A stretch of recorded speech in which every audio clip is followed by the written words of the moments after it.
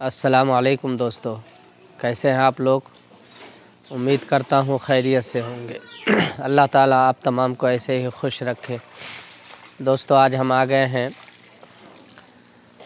पिछली वीडियो में हमने जो दिखाया था पटसन की खेती के बारे में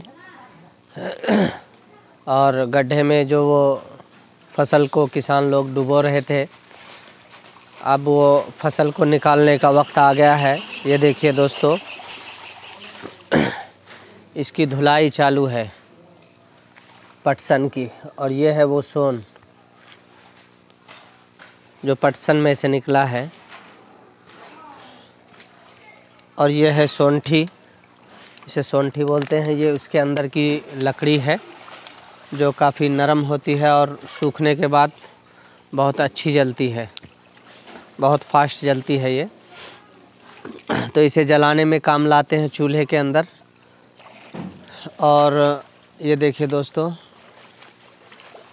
पटुआ को धो रहे हैं इस तरह से वो धोते हैं और सोंठी को बाहर निकाल कर रख देते हैं। और मैं करीब जाने की कोशिश कर रहा हूँ। ये देखिए दोस्तों, पहले शुरू में कुछ तोड़ लेते हैं और फिर हाथ में लपेटने के बाद इस तरह से पानी में मारते हो, आगे पीछे पुश करते हैं तो इस तरह से निकल आता है बाहर। इधर दिखा दो भाई, सोन दिखा दो। फिर इसे सुखा लेंगे। सुखाने के बाद इसे बांध के बाज़ार में ले जाएंगे और बेच लेंगे। तो देखा दोस्तों किस तरह से पटसन में से सोन निकाला जाता है। इधर भी भाई लोग लगे हुए हैं और अक्सर उनमें बच्चे लोग हैं। ये एक बड़ा अलमिया है हमारे सीमांचल के लिए कि अक्सर इन बच्चों में जो पटवा निकाल रहे हैं, ये धो रहे हैं, इनके वालिद जो हैं बाहर मुल्कों में हैं, बाहर के राज्यों में, दिल्ली, मुंबई, बेंगलुरु ऐसे महानगरों में जाकर मज़दूरी करते हैं। पापी पेट की वजह से ये लोग बच्चे लोगों को भी काम करना पड़ रहा है। तालीमी बेदारी 8-10 सालों में कुछ हुई थी, लेकिन ये महामारी आने की वजह से सारा निज़ाम ठप पड़ चुका है। वैसे भी लॉकडाउन वगैरह से लोगों की कमर टूट गई है, तो अब जो बच्चे बस्ती में रह गए हैं उनको भी काम करना पड़ रहा है, क्योंकि स्कूल वगैरह भी अभी चालू नहीं है। 8-10-12 सालों में नीतीश कुमार की जब हुकूमत आई, जब से अच्छी तालीमी बेदारी आई थी और टीचरों की बहाली हुई थी, उर्दू स्कूलों में भी काफ़ी बहाली हुई, लोग जागरूक हुए। लेकिन अब ये देखिए कि बच्चों को काम करना पड़ रहा है। एक बड़ा अलमिया है, ये कड़वी सच्चाई है।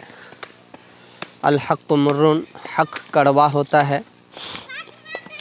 मैं बड़े दिल पे पत्थर रख कर ये वीडियो बना रहा हूँ। जब मैं वीडियो बनाने के लिए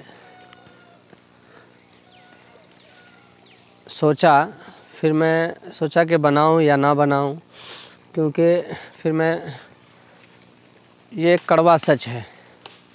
वैसे बहुत से भाइयों को शायद अच्छा ना लगे, लेकिन यही सच है। हमारे सीमांचल, हमारे राजधानी पटना से 350 किलोमीटर दूर जो ये एरिया है सीमांचल का, ये ऐसा ही है।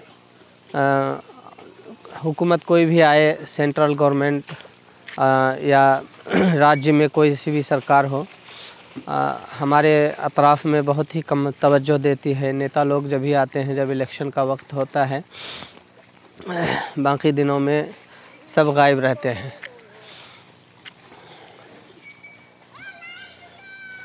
यही हाल है हमारे सीमांचल का और यही सच है दोस्तों।